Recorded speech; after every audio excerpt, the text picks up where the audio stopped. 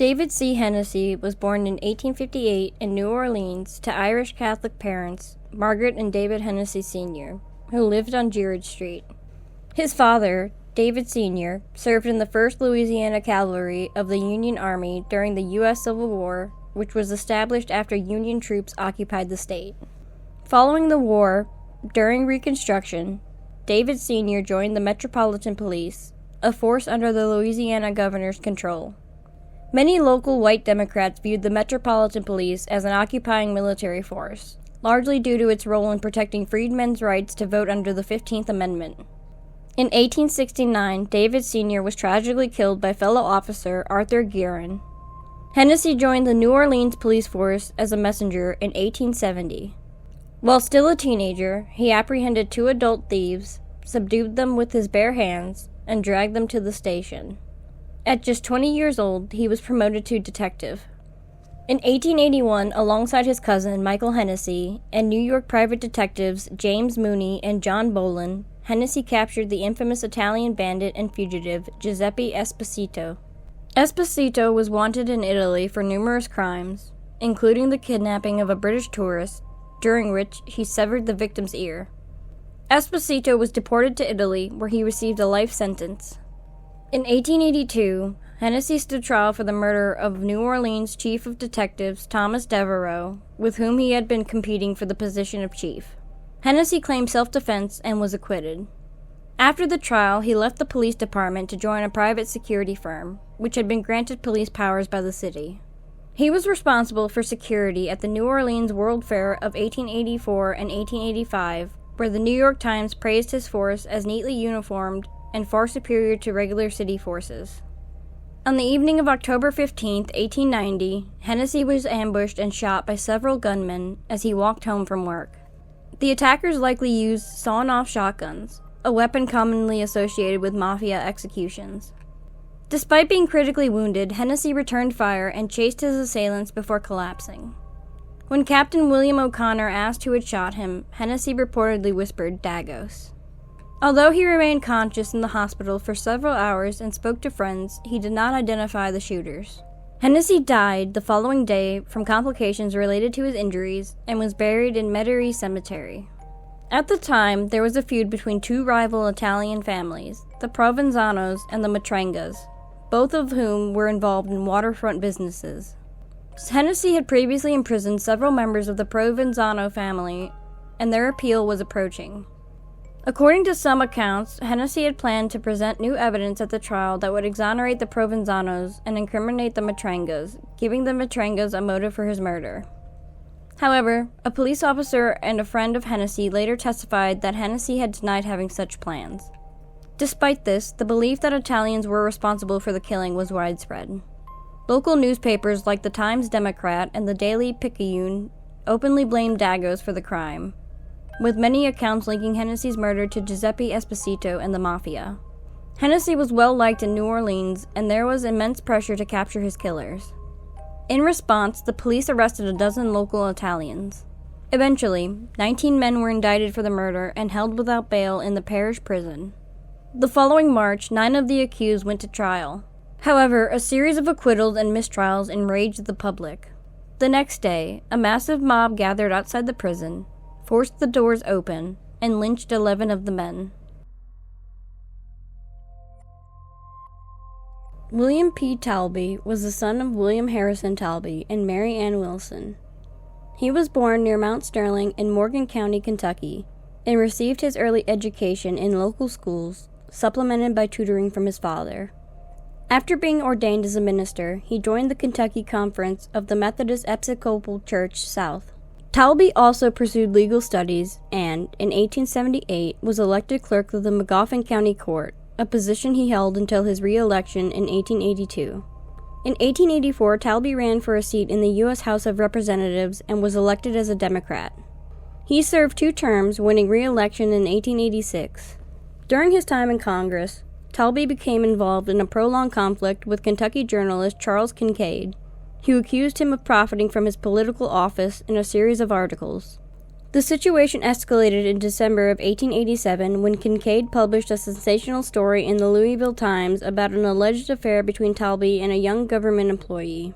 The scandal that followed prompted Taulbee to forego running for a third term. He left office in March of 1889 and became a lobbyist, frequently returning to visit former colleagues in the capital. Taulbee and Kincaid often crossed paths during these visits, with their mutual animosity growing. Taulbee, a large man, was known to intimidate Kincaid.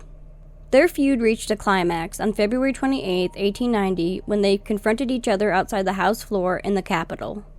Witnesses reported that after exchanging insults, Taulbee grabbed Kincaid by the collar and shoved him backwards. Kincaid left the scene and went home to retrieve a pistol. Later that day, while descending the stairs on the House side of the Capitol, Kincaid saw Taulbee approaching. Without hesitation, Kincaid aimed his pistol and shot Taulbee in the face. Taulbee collapsed on the steps, bleeding heavily. When police arrived, Kincaid immediately confessed to the shooting.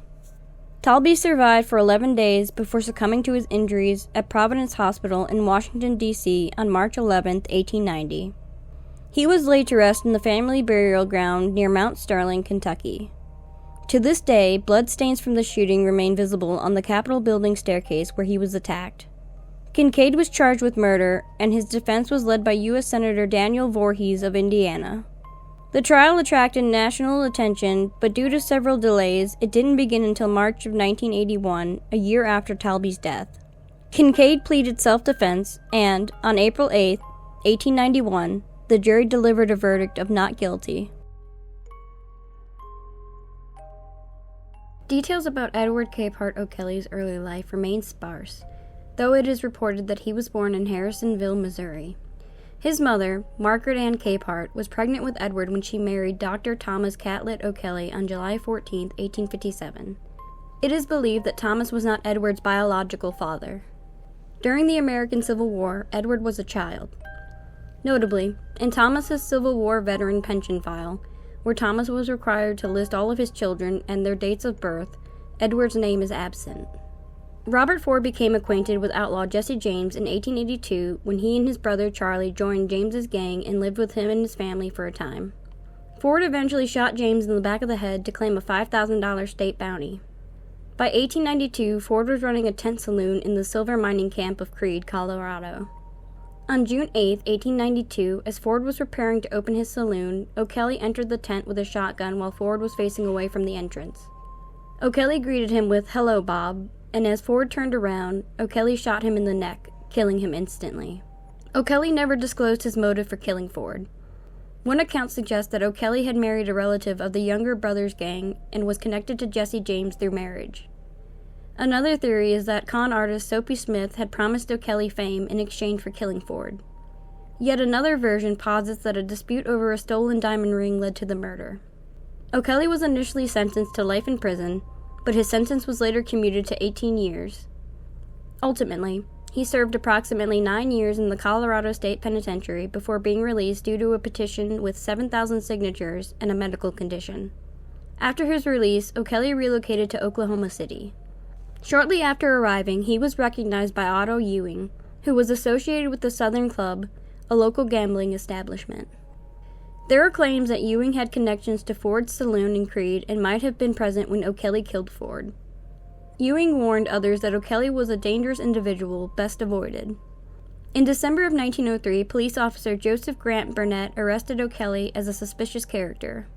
At the time, O'Kelly was staying at the Lewis Hotel and was known to frequent saloons on West 4th and 2nd Streets, which were reputed to be hangouts for criminals in the city's early years.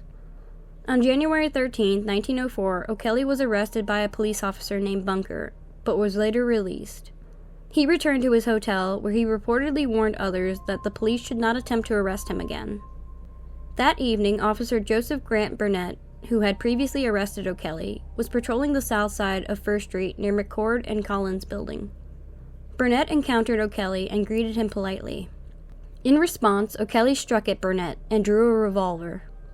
As O'Kelly struck the officer again, Burnett managed to grab the gun with his left hand. A struggle ensued over the firearm, during which O'Kelly fired multiple shots in an attempt to kill Burnett.